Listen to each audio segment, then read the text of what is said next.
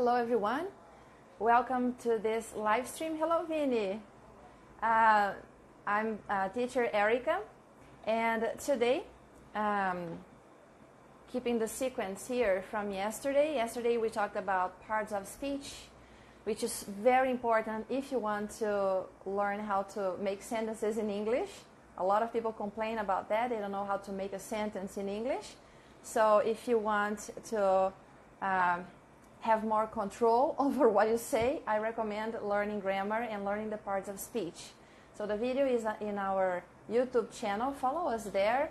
Melhore Seu Inglês on YouTube. We also have, so it's Instagram, YouTube, and we have a podcast too. Okay, so follow us there too. Hello everyone. Hello. English with Mrs. Yes, I'm back. I seem to be back. It's been almost a week here. So hello FM Arantes. Hello Miriam. Hello everyone. How are you doing? How have you been? You're working now, working and learning some English. Actually, you'll be reviewing some English now, because today we'll talk about making sentences. So now you know what the parts of speech are. The main parts of speech are like nouns, adjectives, adverbs, prepositions, what else? Conjunctions, interjections. And now we need to learn how to put them together to create meaning. Okay? I'm going to read a text here, which can be very common when a person is writing. We tend to skip a lot of words and everything is jumbled, it's confusing, it's difficult to understand. So take a look at this text. Going to the beach, bad idea, no pets allowed. Won't take the dog, he does not bite. You know, kind and friendly. He is to the park instead. Do you understand? I'm going to read this again. Going to the beach, bad idea, no pets allowed. Won't take the dog, he does not bite. You know, kind and friendly. He is to the park instead. That's okay, Miriam. It will be here for 24 hours and I will upload it today on our YouTube channel. You can check it out there. It's too bad you can't participate, but I'll be here every day. So the text I have just read does not make sense. I know that the person is talking about the beach, about pets, about someone or something being kind and friendly, etc. But I do not understand. And this kind of text is very, very common. And it is not good because I do not understand what the person is saying. A better text has more words and connections, and the word order is better. You will see. So it's the same idea, different texts. Going to the beach is a bad idea. No pets are allowed. I want to take the dog. He does not bite. You know how kind and friendly he is. We should go to the park instead. I understand absolutely everything in the second text, okay? Because the ideas are complete. There is punctuation, there are capital letters, subject, verb, and complement, etc. All these things are very important when we communicate, both in writing and speaking, okay? So hello, Kayam, how are you? I'm a little early here today. Right, so one observation. When I read the second text, look, I started with going to the beach is a bad idea. No pets are allowed. Does not bite, you know. The sentences are complete. But complete and proper sentences are not always necessary. Not always, okay? If you're speaking with your friends, if you're writing messages on social media, if people understand you, you can use half sentences. You don't need to use complete full sentences. It can actually look very weird sometimes. It's funny.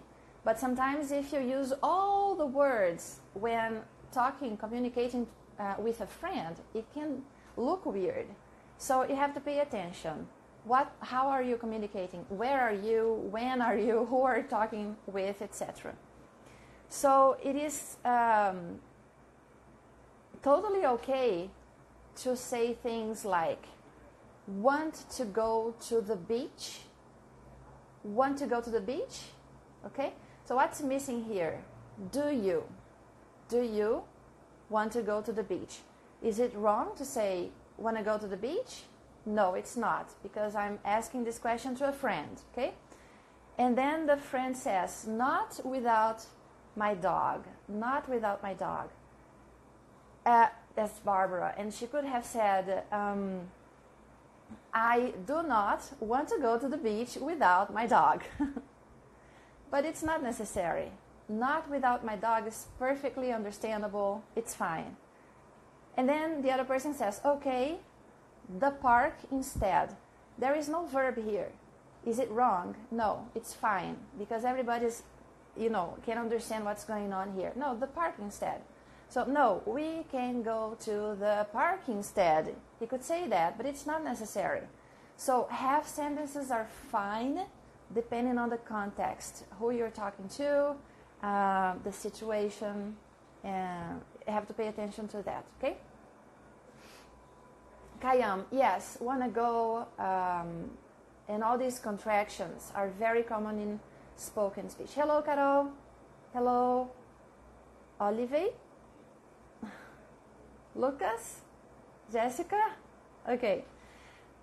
Right, so let's see actions or being word. Now I'm going to call words action words and being words. And this being is like this. Being words. Okay. So action words are words that show action. They usually have a beginning and an end, because actions usually have a beginning and an end, right? But the being words, they tend to show permanent states. Okay, so let's see, let me give you some examples of what they are. So every sentence has at least one word that expresses action or being. And by being, I mean state, okay? That word is a verb, so we can have an action verb or a state verb. I want you to tell me if the verbs in the sentences, I'm going to tell you the sentences here. I want you to tell me if these verbs are action verbs or state verbs, being verbs. First one is Candice. Candice is the name of a girl, a woman. Candice loves her engagement ring. So, Candice loves her engagement ring. I disagree with what the book says here. What do you think this verb shows? Action or state? Action or being?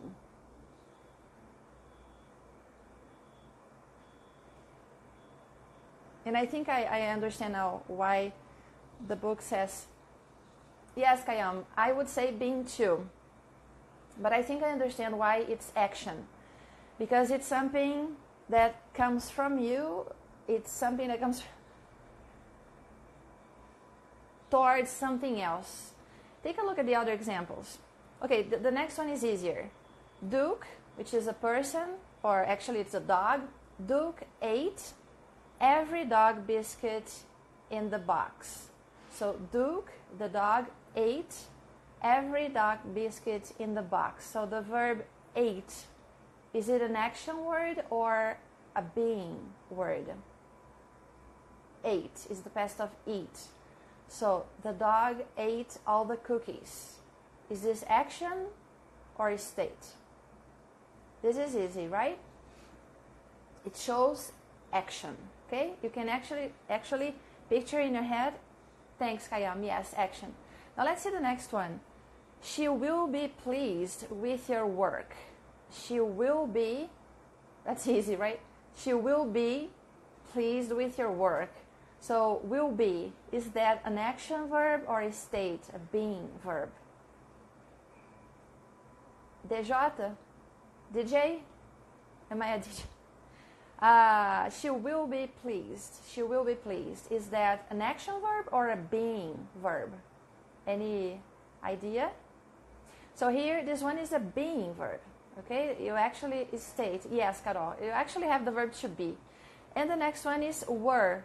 Were the lights on? Were the lights on? Were the lights on? So here it's the verb to be again in the past, plural, and it's a being word. Okay? So now, a little bit more practice for you. I'm going to say the sentence, you tell me what's wrong, how you would correct that. So the first sentence is, you was wrong. You was wrong. That's a wrong sentence. What's the right sentence? How can you correct that? What's wrong with this sentence? You was wrong. You was wrong. What's the problem here? What's the problem with the verb, right? The verb is the problem.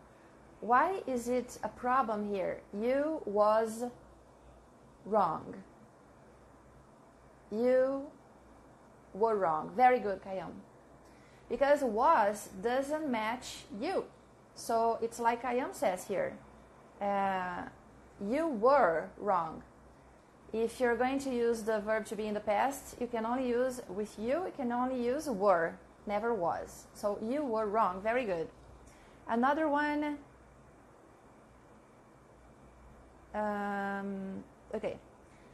The mayor, o prefeito, the mayor speaked to voters yesterday. The mayor speaked to voters yesterday. The problems will be always the verbs, okay? So the verb here is wrong. Why? The mayor speaked to voters yesterday. What's wrong this time? The mayor spoke. Yes, Kayam. Spook means to frighten someone, assustar alguém. That's the verb to spook. And spook is regular. And the past is spooked. And the third form, spooked. Okay? So to spook someone means to frighten someone. That's a Halloween kind of verb. So here, speaked doesn't exist. And the past of speak is spoke. So the mayor spoke to voters yesterday. There you go. Okay? But that's good, Carol, because it's nice. Spook is a verb we don't use a lot, and it's good to go over the forms. Very nice. Now let's move on to the next one. John. This is so common. It's unbelievable. How common, how often I see this when I'm correcting texts. John is studying for his exam. John is studying for his exam. What's the problem here?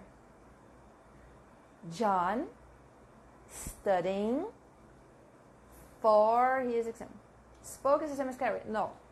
Spoke means falou. Okay? And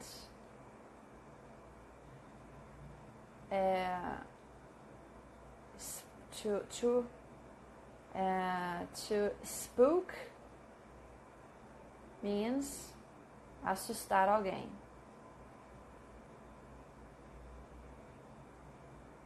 Assustar, okay?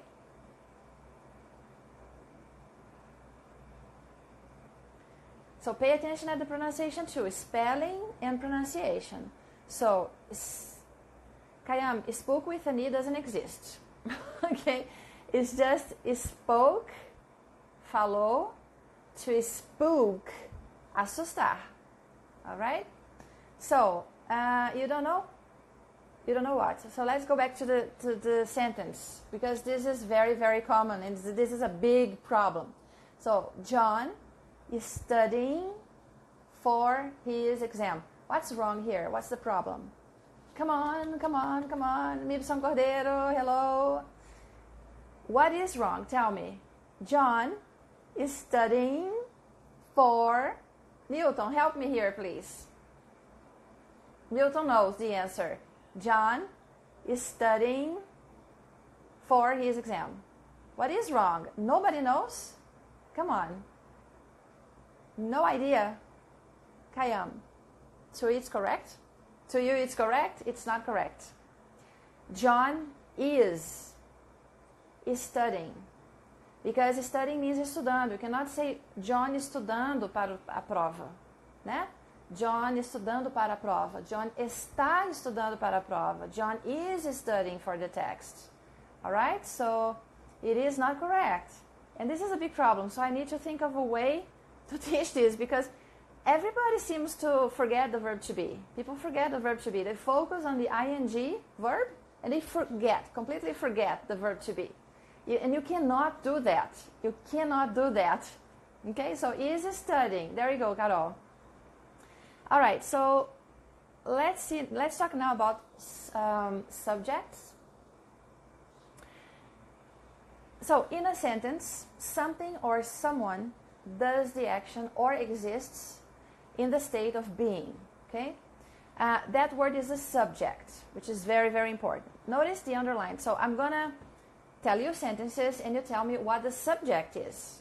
Okay, the subject is something that does the action or is in a state, in a certain state. So, Cindy arrived at 10 o'clock. Cindy arrived at 10 o'clock.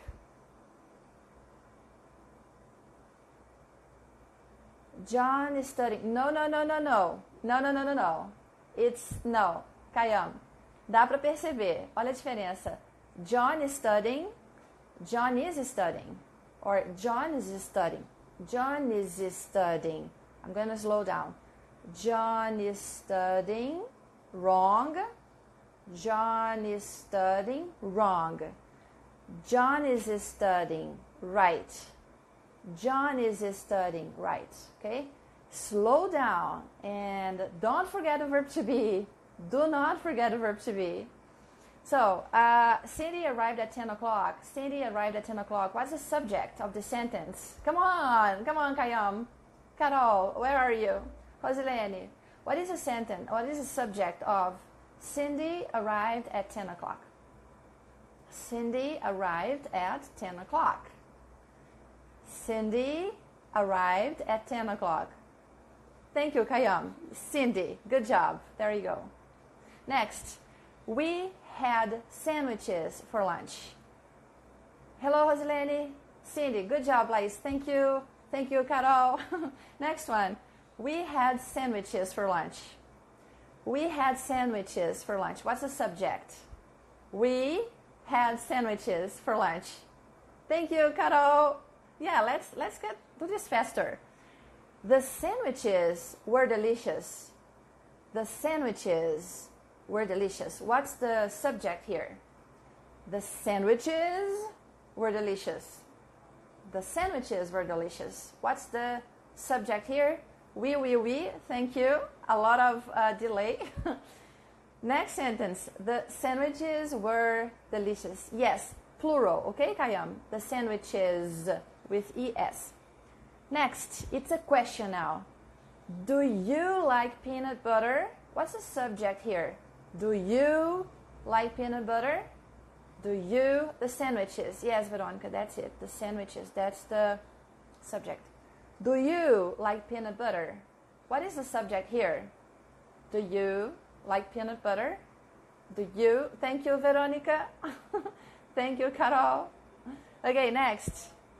It is smooth and sticky, the peanut butter. It's smooth and sticky.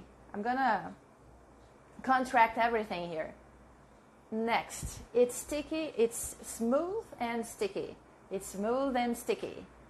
What is the subject? Come on. It's smooth and sticky. It's smooth and sticky. What's the subject here? Yes, thank you, Carol. There you go. Last one. Jelly and jam go well with peanut butter. Jelly and jam go well with peanut butter. What is the subject here? Jelly and jam go well with peanut butter. Very good, Kayam. Very good, Veronica. Yes. Hello, English Shahab. What is the subject in the sentence?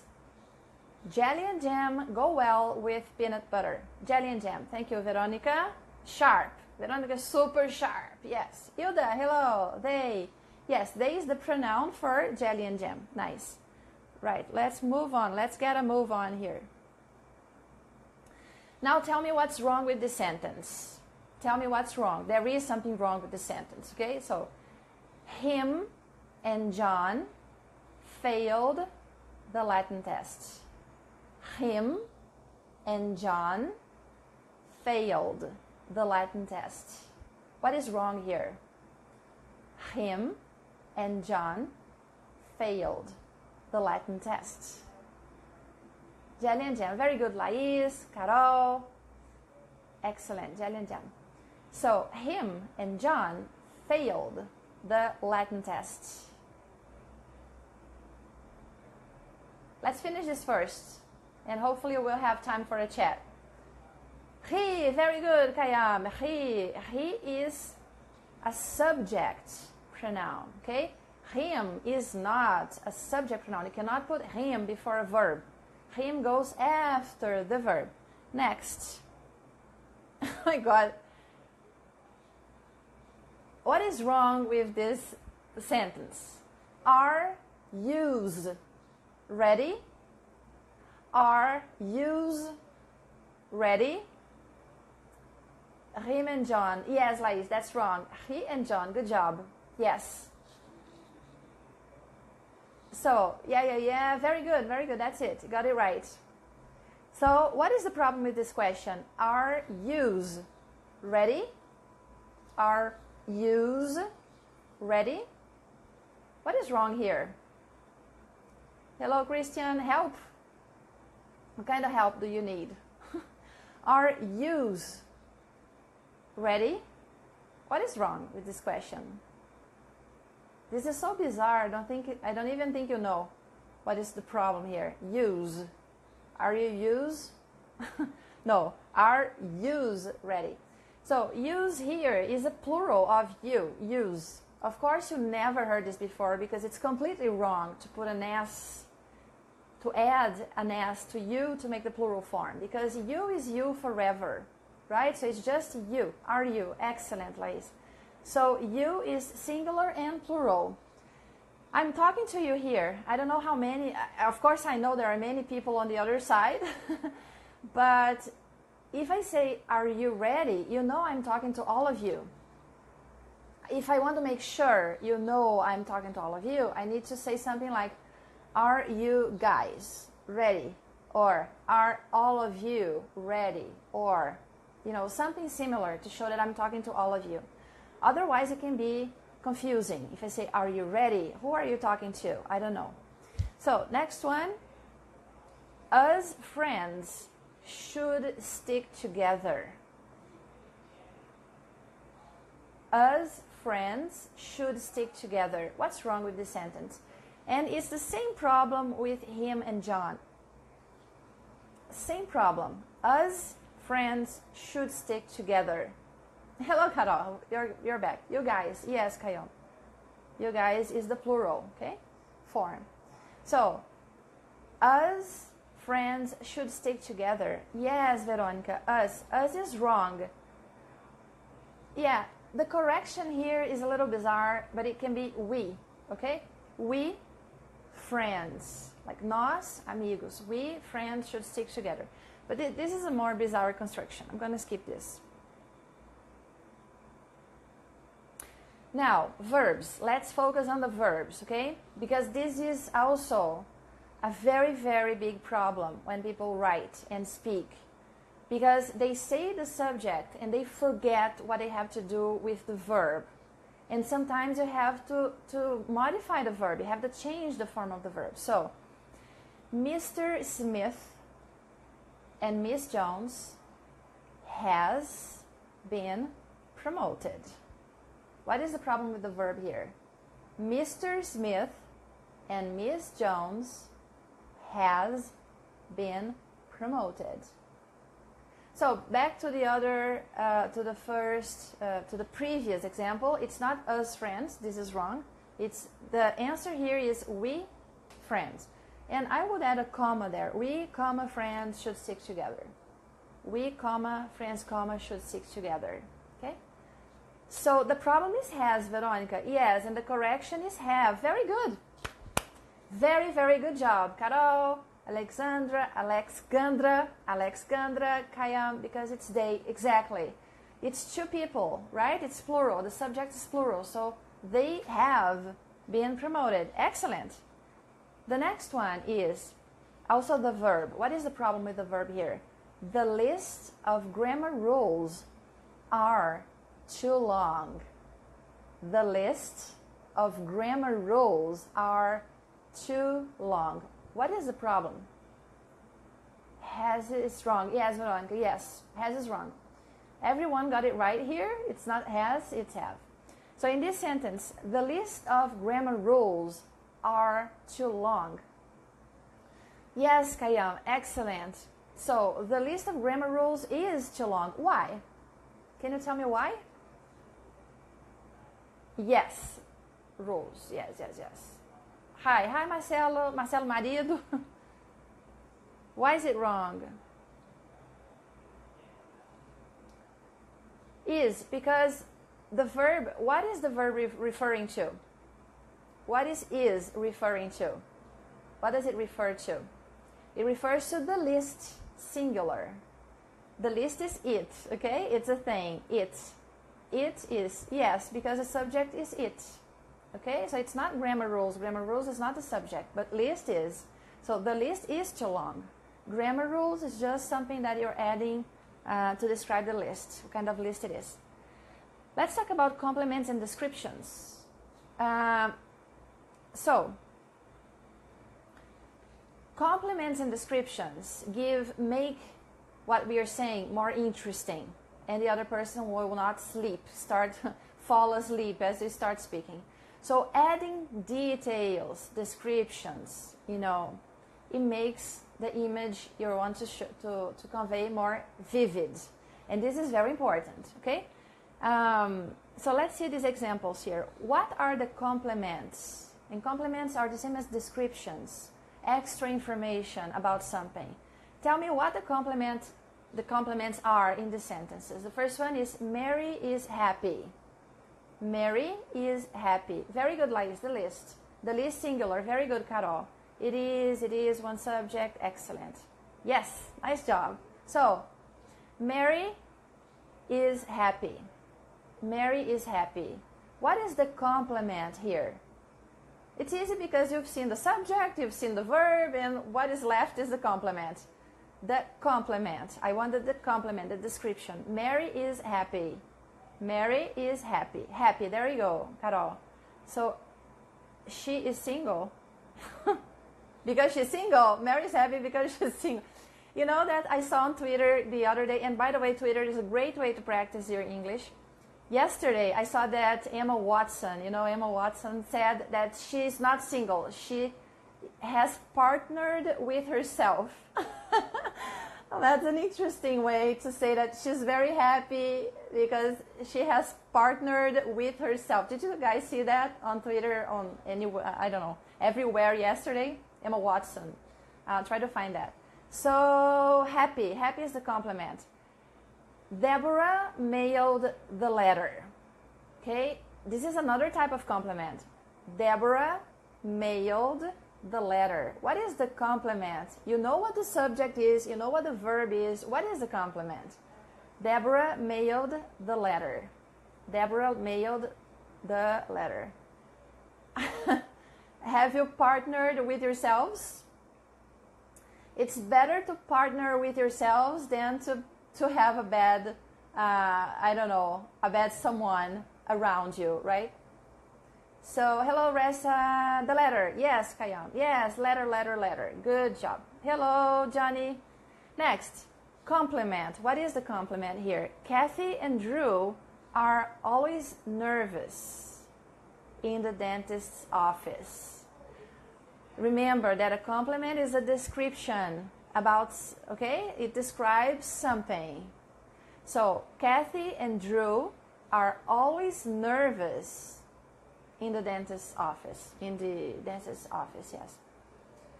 Kathy and Drew are always nervous in the dentist's office. What is the complement here? Do you guys know? Hello, Festron. Hello, hello, hello. Acho que você errou, Marcelo. What did you say, Marcelo? Yes. So, what is the complement here? Nervous, yes, always nervous. There you go. Nervous is a complement. Next, give, I don't know how to say this, Jean. Give Jean her pizza. Here we have two complements. Give Jean her pizza. Give Jean her pizza. Okay? They help complete some ideas. We will talk more about them later. But let me show you other examples because, okay, that's the end. Yeah, we are ending here. So, two, yes. And we're going to see this in detail in the future, but it will be Jean and pizza. Let me give you some other examples. Okay. An example of a boring sentence is I run. I run. This is boring. Okay? Do you run? Yes, I run. Period. By the way, in my classes, the space for the class is for the student to speak as much as possible, as much as you want to speak, okay? As they want to speak. And sometimes people say, oh, but this is a monologue. Yes, it is a monologue, but it's the student's monologue. It's not my monologue. And when they speak, they need to use details, because if they don't, they will just say things like, I run. That's it. Okay? And the student has 55 minutes to speak, and it's just, I run. No. Try to add details, complements, and things like that. So how can you make this sentence more interesting? What else can you add to I run to make it more interesting? Thank you, Festron. Yeah, people say I have a bizarre accent. It's like kind of neutral. It's a weird accent. What am I talking about today? Yeah, you don't know, right? Because what's been here? I'm talking about making sentences. So we practice today focusing on the subject, on the verb, and now on the complement. So when to make a sentence, so people complain, right, about how to make sentences. They don't know how to make sentences. It's easy. Start with the subject, put a verb there, and then add a complement. In the sentence, this is a sentence, I run. I have a subject and I have a verb, but it's kind of boring. How can you make it more interesting? Can you help me here? I run every single day.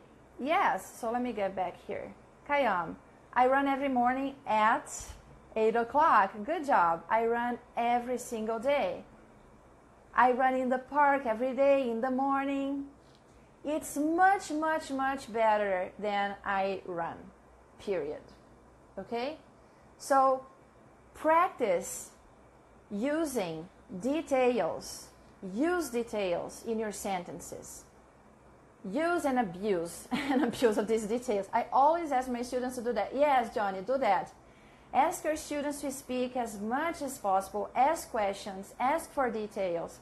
They will get tired. It will make their head hurt, but we need to practice. Students need to practice if they want to learn, right? So I run about 2 hours every day. That's a lot more interesting than just I run. Another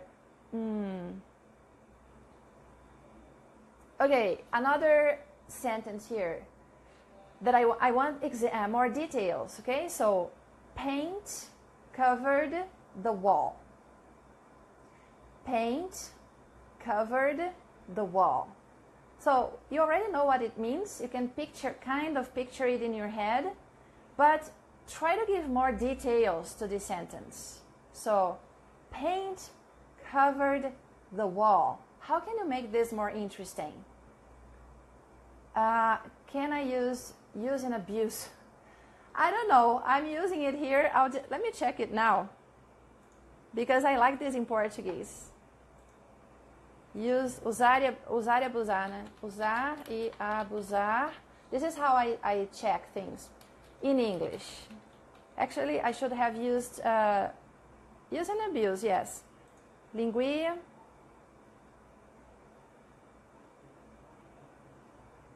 Use and abuse, yes. People say use and abuse in English too, which is great because I like this one. Let me try reverso. I like reverso for this kind. So, usar. In the meantime, usar e abusar. Try to increment that sentence for me, please. Use and abuse. Yes, use and abuse, okay? Use and abuse. Yeah. And trot them. So, where am I? I let them create as much as they want. Yes, that's what I do. Actually, they create, but I also ask them to prepare before the class. Okay, what I tell the students to do is prepare before. I want to listen to your stories. I want to hear something from you. So I want to, and to be able to speak for 55 minutes, you need details. So you need to find a way to remember these details. Write them down, take notes, do whatever it takes for you to remember them, because you will speak the whole class and I will listen and give you some feedback. Veronica, paint with an I. Paint cover the wall on Christmas, at Christmas. Nice. It's much, much better. Kayam, paint cover the wall with a beautiful blue. Yes, that's nice. Paint, not, look at the difference between pants, which is never singular, it's always plural, pants, calças, pants, and paint, pintar. Okay, so pants, calças, paint, pintar. You can only practice that if you speak out loud. Okay, you can see my mouth moving and so on, but if you don't speak out loud, you will never see the difference. You need to practice, okay? And I think it's almost time for me to go. Paint, there you go, Veronica. Panties, calça, and it's always plural, pants, yes. I think that's it for today. We're gonna stop here. Thank you so much for taking part in today's live. I'm very happy that you guys are here. It reminds me of a song, Painted Black. Yes, Painted Black. The walls were painted black. Or you can even say black paint covered the wall. Black paint covered the ancient wall, right? Or something like that. I'll see you guys tomorrow. Thank you so much. Take care. Bye-bye.